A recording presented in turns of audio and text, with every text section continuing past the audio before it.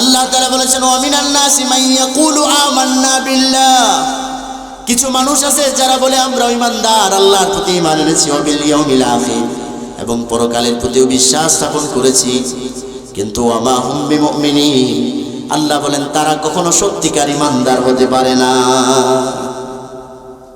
ফি কুলুবিহিম মারাদ, তাদের অন্তরের মধ্যে ব্যাধি আছে, নিফাক নামক রোগ আছে। এই রোগ যদি আমার আপনার ভিতরে থাকে, সর্বপ্রথম শয়তান আমাদেরকে যেই কাজের দিকে দীক্ষিত করবে তার নাম হলো মসজিদ, মাদ্রাসা, আলেম আমাদের বিরোধিতা করা। বুঝতে পারেন নাই? আপনার ভিতরে যদি এই সমস্যা তৈরি হয়, আপনার ইমাম সাহেব, মসজিদে ইমাম সাহেব আপনার, তারে আপনি দেখতে পারেন না। কি বলেন? কোন কারণে তারে আপনি দেখতে পারেন না। আপনি মনে রাখবেন, তুলনামূলক আমাদের আম পাবলিকের তুলনায় আলেমদের আমল ভালো, ঠিক কিনা বলেন?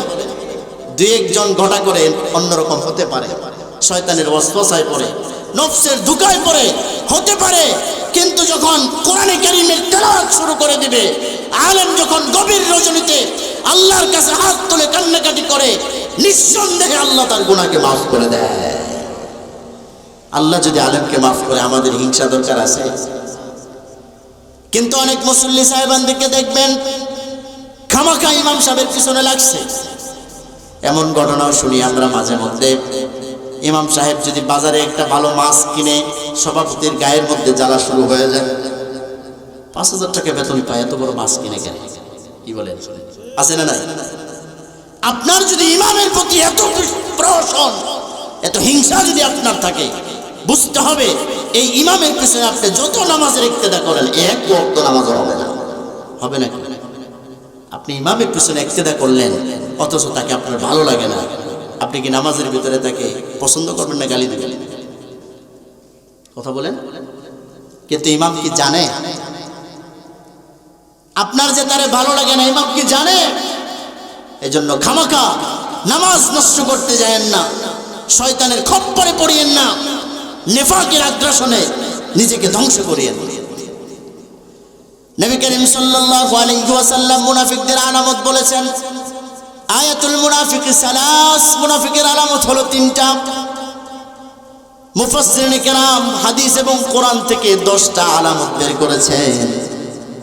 তার মধ্যে 3টা আলামত হলো ইযা হাদাসা কাযাবা, যখন কথা বলে মিথ্যা বলে, ওয়া ইযা ওয়া'আদা আখলাফা, যখন ওয়াদা করে ওয়াদা খেয়ানত, ওয়াদা ভঙ্গ করে, ওয়া ইযা তুমিনা খাওনা, যখন তার কাছে আমানত রাখা হয় আমানত খেয়ানত করে নেয়। আরেক হাদিস অনুযায়ী রাসূলুল্লাহ সাল্লাল্লাহু আলাইহি ওয়াসাল্লাম বলেছেন, যারা ফজর এবং এশার নামাজে জামাতে শামিল হয় না এরাও মুনাফিক। কারণ একমাত্র মুনাফিকেরাই এশা এবং ফজরে হাজির হয় না, ঠিক কিনা? আর কিছু মানুষ আছে যারা মুসলমানদের বিরুদ্ধে প্রপাগান্ডা তৈরি করে, কাফেরদের পক্ষে অবস্থান নেয়, এরাও মুনাফিক। রাসূলুল্লাহ সাল্লাল্লাহু আলাইহি ওয়াসাল্লাম একদিন ফজরের নামাজের পরে বসা সাহাবায়ে কেরামদেরকে নিয়ে প্রতিনিয়ত নবী করিম সাল্লাল্লাহু আলাইহি ওয়াসাল্লাম সালাতুল ফজর আদায় করার পরে সাহাবায়ে কেরামের দিকে ফিরে বসতেন, বিভিন্ন খোঁজ খবর নিতেন, সাহাবীদের কি অবস্থা জানতেন। এমন সময় এক যুবক এসে হাজির হয়ে গেল, আসসালামু আলাইকা ইয়া রাসূলুল্লাহ, ওগো আল্লাহর রাসূল। কান্না কান্না চেহারা। নবী করিম সাল্লাল্লাহু আলাইহি ওয়াসাল্লাম বললেন, ও যুবক, তোমার কি হয়েছে, কাঁদছো কেন? যুবক উত্তর দিল, ইয়া রাসূলুল্লাহ, আমার আব্বা ইন্তেকাল করেছেন। কি হয়েছে? তার বাবা মারা গেছে। আমার আব্বা ইন্তেকালের আগে আপনার কাছে 2টা ওসিয়ত করে গিয়েছেন। 1 নাম্বার ওসিয়ত, আপনার একটি মোবারক জামার দ্বারা, জুব্বার দ্বারা আমার আব্বার কাফন চড়াইতে বলেছেন। 2 নম্বর ওসিয়ত হলো, আপনি স্বয়ং নবীজি হাজির হয়ে আমার আব্বার জানাজার নামাজটা পড়াতে বলেছেন। সুবহানাল্লাহ তো কইলেন। নবী করিম সাল্লাল্লাহু আলাইহি ওয়াসাল্লাম বললেন, ঠিক আছে, তুমি যাও, তোমার আব্বার গোসল, কাফন ইত্যাদি সম্পন্ন করো, আমি আসছি। ওই সাহাবী বাড়িতে দৌড়ে চলে গেল। রাসূলুল্লাহ সাল্লাল্লাহু আলাইহি ওয়াসাল্লাম জামা দিয়ে দিলেন, বাবাকে গোসল করায়া নবীজির জামা দিয়ে কাফন চড়ায় দিল।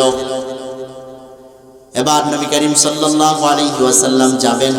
হযরত ওমর বলছেন, ইয়া রাসূলুল্লাহ, আপনি যাবেন না, কারণ যে লোকটা মারা গেছে আজীবন আপনার সাথে বিরুদ্ধে কাজ করেছে। মুনাফিক ছিল। কি ছিল? নাম কি? আব্দুল্লাহ ইবনে উবাই ইবনে সালুল। উহুদের যুদ্ধ থেকে এই আব্দুল্লাহ ইবনে উবাই ইবনে সালুল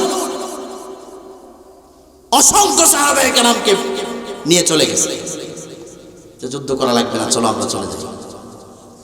যে সমস্ত মানুষ যুদ্ধের ময়দান থেকে পালিয়ে যায় এরাও মুনাফিক, ঠিক কিনা? আন্দোলনে নামায় দিয়া নিজেরা গিয়া মুরগি খান, ঠিক কিনা? আর বাকিরা মরে গেছে না ইতিহাসের। কেন করলেন? বুঝতে পারেন নাই? জাতির ভবিষ্যৎ নির্ধারণ করতে হলে ঐক্যবদ্ধ হতে হবে। যাদের বুদ্ধি জ্ঞান আছে, যারা রাষ্ট্র সম্পর্ক ভাবে, যারা রাষ্ট্র নিয়ে গবেষণা করে, এদেরকে সামনে আনতে হবে, ঠিক কিনা বলে? যার যেখানে মর্যাদা ওখানে মর্যাদা দিয়ে কথা বলতে হবে। হযরত ওমর রাসূলকে বললেন, ইয়া রাসূলুল্লাহ, আপনি যাবেন না। এই মুনাফিকের জানাজা আপনার পড়ানোর অনুমতি আমি ওমর দিতে পারি না। হযরত ওমর তো নবীর শ্বশুর ছিলেন, ঠিক কিনা বলেন? জামাইকে তিনি নিষেধ করছেন, ইয়া রাসূলুল্লাহ, আপনি যেতে পারবেন না। কিন্তু নবীজি বলছেন, না, আমার যেতে হবে। খুব ভালো সম্পর্ক ছিল, নেতা ছিল তো, কি বলেন? নেতা ছিল। নেতাদেরকে, আলেমদেরকে পিছনে বসায়া নেতাদেরকে সামনে দিবেন। রাসূলুল্লাহ সাল্লাল্লাহু আলাইহি ওয়াসাল্লামকে আল্লাহ ধমক দিয়েছেন, আবাসা ওয়া তাওয়াল্লা আন জাআহুল আমা ওয়া মা ইউদরিকা লাআল্লাহু ইয়াযাক্কা।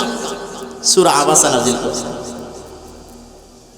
হযরত আব্দুল্লাহ ইবনে উম্মে মাকতুম অন্ধ সাহাবী নবী করিম সাল্লাল্লাহু আলাইহি ওয়াসাল্লামের কাছে এসেছেন। ঈমান গ্রহণ করে নিজেকে আত্মশুদ্ধি করে পবিত্র বানায়া জান্নাতে চলে যেতে। তখন নবীজির কাছে কতগুলো লিডার বসা ছিল, আরবদের লিডার। নবী করিম সাল্লাল্লাহু আলাইহি ওয়াসাল্লাম বললেন, তাকে একটু পরে আসতে বলো, আমি গুরুত্বপূর্ণ ব্যক্তিদের সাথে কথা বলছি। কি বলেন? আমি এদের সাথে কথা বলছি, সময় দিতে হবে। আল্লাহ তাআলা সহ্য করেন নাই। আবাসা ওয়া তাওয়াল্লা, কত বড় সাহস! আপনি নবী, আপনি মুখ ফিরিয়ে নিলেন, আপনি ব্রু কোসকালেন। আন জাআহুল আমা, আপনার কাছে একজন অন্ধ ব্যক্তি এসেছে ঈমান আনতে, অথচ এরা কি করবে? এদের দ্বারা তো আপনার জানার কোনো ফায়দা হবে না, ঠিক কিনা বলেন? এই সমস্ত নেতা খেতার দ্বারা ইসলামের কোনো ফায়দা হয় না। ইসলামের ফায়দা হলে সাধারণ মুসলমান, আল্লাহ ভক্ত, আল্লাহ প্রেমী মানুষদের দ্বারাই হবে। নবী করিম সাল্লাল্লাহু আলাইহি ওয়াসাল্লাম উঠে চলে যাচ্ছেন, চলেও গেছেন জানাজার ময়দানে। কাতারগুলো দাঁড়ানো, লাশ সামনে রাখা, নবীজির সামনে চলে যাবেন। এমন সময় হযরতে ওমর ইবনুল খাত্তাব নবীজির জামা মুবারক টান দিয়ে ধরলেন, ইয়া রাসূলুল্লাহ, আপনি কি করছেন? সাবধান, আপনি কিন্তু এর নামাজ পড়াবেন না। রাসূলুল্লাহ সাল্লাল্লাহু আলাইহি ওয়াসাল্লাম আশ্চর্য হইলেন, ওমর এটা কি করলো? আল্লাহ রাব্বুল আলামিন সাথে সাথে আসমান থেকে জিবরাইলকে খবর দিয়ে পাঠায়া দিলেন, ওয়ালা তুসাল্লি আলা আহাদিন মিনহুম মাতা আবাদা ওয়ালা তাকুম আলা কবরিহি ইন্নাহুম কাফারু বিল্লাহি ওয়া রাসূলিহি ওয়া মাতু ওয়া হুম ফাসিকুন। জিবরাইল আলাইহিস সালাম খবর নিয়ে আসলেন, ওয়ালা তুসাল্লি আলা আহাদিন মিনহুম মাতা আবাদা, এই মুনাফিকদের কেউ যদি মারা যায়, আপনি নবী কোনদিন তাদের জানাজার নামাজের ইমামতি করতে পারবেন না। ওয়ালা তাকুম আলা কবরি, তাদের কবরের পাশে দাঁড়িয়ে কবরের মধ্যে তাদেরকে দাফন কাজ আপনি নবী সম্পন্ন করার অনুমতি না। কেন? ইন্নাহুম কাফারু বিল্লাহ, এরা জীবনভর আল্লাহর প্রতি কুফরি করেছে, এদের ঈমান ছিল না। ওয়া রাসূলিহি, উপরে উপরে রাসূলকে মহব্বত দেখাইছে, কিন্তু প্রকৃত রাসূলের মহব্বত তাদের ভিতরে ছিল না। ওয়া মাতু ওয়া হুম ফাসিকুন, তওবা করে নাই, পাপিষ্ঠ অবস্থায় ইন্তেকাল করেছে, মৃত্যুবরণ করেছে। সুতরাং যেহেতু তাদের তওবা নাই, এই সমস্ত মুনাফিকদের জানাজার নামাজের অনুমতি আমি আল্লাহ আপনাকে দেই না। শুধু এটা বলছে, ইস্তাগফির লাহুম আও লা তাস্তাগফির লাহুম, আপনি তাদের জন্য ক্ষমা চান আর না চান, ইন তাস্তাগফির লাহুম ৭০ মাররা, আপনি যদি ৭০ বারও তাদের জন্য ক্ষমা চান, ফালাইয়াগফিরাল্লাহু লাহুম, আল্লাহ কোন একবার এই মুনাফিক আর কাফেরদের জন্য আপনার দোয়া কবুল করবে না। কি বলেন? আল্লাহ বলেছেন, ইন্নাল মুনাফিকিন ফিদ দারকিল আসফালি মিনান নার, মুনাফিকদের অবস্থান হবে জাহান্নামের সবচাইতে নিম্নে, যেখান থেকে জাহান্নামের আগুন প্রজ্বলিত করা হবে। ওয়ালান তাজিদা লাহুম নাসিরা, আল্লাহ বলেছেন তাদের কোনো সহযোগী সাহায্য করে আপনি নবী পাবেন না। আমরা কি মুনাফিক হব? আমরা তো বলি তুই মুনাফিক, একজন মিথ্যা বলছে সে মুনাফিক, আমানতের খেয়ানত করছে সে মুনাফিক। কি বলেন? যখন সে ওয়াদা করছে, ওয়াদা ভঙ্গ করছে, আমরা বলে দেই মুনাফিক। অথচ মুনাফিক গালি দেওয়ার জন্য রাসূলুল্লাহ আমানত আলামত বলে দেন নাই, বরং আলামত বলে দিয়েছেন নিজের থেকে মুনাফিকি সরায় নেওয়ার জন্য। কি বলেন? আমরা একজন আরেকজনকে মুনাফিক বলে গালি দেই, অথচ নিজে যে কখন মুনাফিক হয়ে যাব এই জিনিসটা কিন্তু বোঝা যায় না।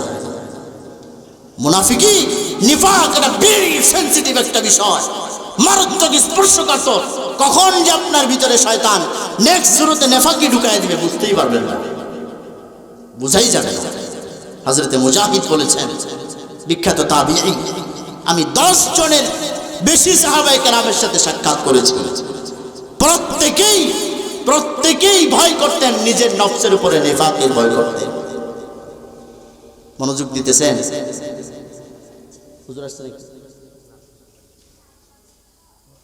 ওমর ইবনুল খাত্তাব রাদিয়াল্লাহু আনহুর শাসন আমলে নবীজি দুনিয়া থেকে বিদায় হয়েছেন, আমিরুল মুমিনিন আবু বকর সিদ্দিক দুনিয়া থেকে বিদায় হয়েছেন। ইসলামের তৃতীয় খলিফা হযরত ওমর ইবনুল খাত্তাব রাদিয়াল্লাহু আনহুর শাসন আমলে তিনি প্রায় সময় হযরতে হুযায়ফা ইবনুল ইয়ামানকে জিজ্ঞাসা করতেন, ও হুযায়ফা, আল্লাহর রাসূল তোমার কাছে যে মুনাফিকের লিস্টি দিয়ে গিয়েছিলেন, তালিকা দিয়ে গিয়েছিলেন, তুমি একটাবার দেখো আর বলো আমি ওমরের নামটা সেই জায়গায় আছে কিনা। নাউজুবিল্লাহ বলবেন। হযরত ওমর, যার কথা অনুযায়ী আয়াত নাযিল হয়, রাসূল বলেছেন, লাউ কানা বাদি নাবিয়্যুন লাকানা ওমর, আমার পরে যদি কোনো নবী আসতো তাহলে ওমরকে আল্লাহ নবী বানায় পাঠাতেন। কোরআনে কারীমের 18 জায়গায় হযরত ওমরের সিদ্ধান্ত অনুযায়ী আল্লাহ আয়াত নাযিল করেছেন। এই যে একটু আগে যেটা দেখলেন, হযরত ওমর নিজে বলতেন, হুযায়ফা ওই তালিকার মধ্যে দেখো আমি ওমরের নামটা আছে কিনা। হুযায়ফা বলতেন, ইয়া আমিরাল মুমিনিন, হে ওমর, আপনি কি ফজর এবং ইশার সালাতে হাজির হন না? অথচ রাসূল সাল্লাল্লাহু আলাইহি ওয়াসাল্লাম বলেছেন, যারা ইশা এবং ফজরের জামাতে হাজির হয় তারা মুনাফিক হতে পারে না। আছে না নাই? আমরা যারা প্রতিনিয়ত নামাজ কাজা করি, আমরা নিজেদেরকে নেফাক থেকে মুক্ত মনে করতে পারি? বলেন। হ্যাঁ, যে কোনো সময় নেফাক আমাদেরকে আক্রমণ করতে পারে। যদি আক্রমণ করেই ফেলে, তওবা যদি না করি আর যদি এই পথ থেকে না সরতে পারি, তাহলে বোঝা গেল মুক্তির কোনো সম্ভাবনা নাই। ঠিক কিনা বলেন? আল্লাহ রাব্বুল আলামিন কিয়ামতের দিনে চিত্র তুলে ধরেছেন সূরাতুল হাদীদের মধ্যে, ইয়াউমা ইয়াকুলুল মুনাফিকুনা ওয়াল মুনাফিকাতু লিল্লাযীনা আমানু যুরুনা নাকতাবিস মিন নূরিকুম কিলা ইরজিউ ওয়ারাআকুম ফালতামিসু নূরা। এই আয়াত অনুযায়ী বোঝা যায় পুরুষদের মধ্যেও মুনাফিক হতে পারে, নারীদের মধ্যেও মুনাফিক হতে পারে কি পারে না? কতগুলো নষ্টা আইনজীবী বিভিন্ন সময় আমরা দেখি কলেজ ইউনিভার্সিটিতে পড়াশোনা করে কোরআনের বিরুদ্ধে কথা বলে, ইসলামী আইনের বিরুদ্ধে কথা বলে, বলে কি বলে না? যারা কোরআনের বিরুদ্ধে কথা বলে, কোরআনের আইন নিয়ে যাদের চুলকানি, এদের মধ্যে নিফাক আছে না নাই? আল্লাহ বলেছেন, ওয়ামা কানা লিমুমিনিন ওয়ালা মুমিনা ইযা কাদাল্লাহু ওয়া রাসূলুহু আমরান আন ইয়াকুনা লাহুমুল খিয়ারাতু মিন আমরিহিম ওয়া মান ইয়াসিল্লাহা ওয়া রাসূলাহু ফাকাদ দাল্লা দালালাম মুবিনা।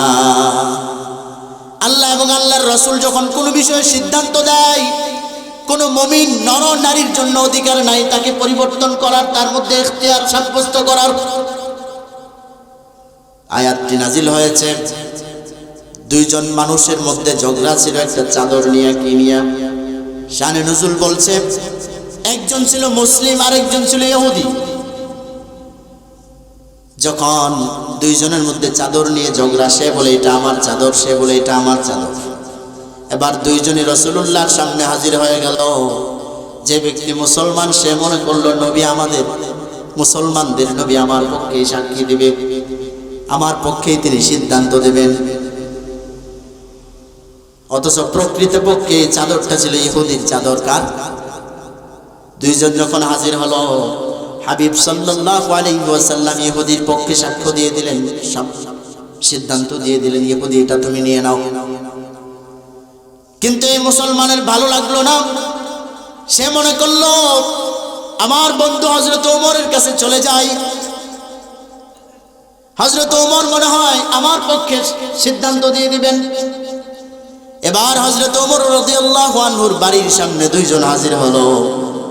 ইহুদি বলল, ওমর এই ভাইয়ের সাথে আমার চাদর নিয়ে ঝগড়া, তোমাদের নবীর কাছে গিয়েছিলাম, নবী আমার পক্ষে সিদ্ধান্ত দিয়েছে, কিন্তু সে মানতেছে না, সে আবার তোমার কাছে এসেছে। হযরত ওমর বললেন, দানি আদরিবু হাদাল মুনাফিক, ঘর থেকে খোলা তরবারিটা নিয়ে আয়, এই মুনাফিকের গর্দান আমি উড়াইয়া দেই। চিন্তা করছেন, যে ব্যক্তি রাসূলুল্লাহর সিদ্ধান্ত মানতে পারে না সে কোনোদিন মুসলমান হতে পারে না, টাটকা নির্ভেজাল মুনাফিক, ঠিক কিনা বলেন? সুতরাং তুমি যত আইন দেখাও, যত কলেজ ইউনিভার্সিটি ল আমাদেরকে শোনাও, কোরআনের উপরে কোনো আইন হতে পারে না, কোরআনের উপর কোনো সিদ্ধান্ত আসতে পারে না, ঠিক কিনা বলেন? আপনাদের কি কষ্ট হইতেছে?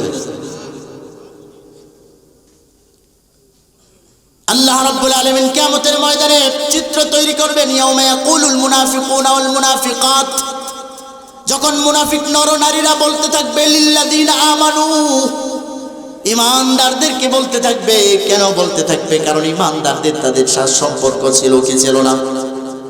মুনাফিক আমাদের সমাজের মধ্যেই আছে, আমাদের পরিবারের মধ্যেই আছে, আমাদের আত্মীয়র মধ্যেই আছে, আমাদের ঘরের মধ্যে আছে না। আল্লাহ তাআলা দুই ভাগে বিভক্ত করে ফেলবেন, মুমিন আর মুনাফিকদেরকে আলাদা করে দিবেন। তখন মুনাফিক নরনারীরা বলতে থাকবে ঈমানদারদেরকে, আমানু উনজুরুনা, হায় হায় তোমরা তো জান্নাতে চলে যাচ্ছ, আল্লাহ তাআলা তোমাদেরকে ঈমানের একটা নূর দিয়েছেন।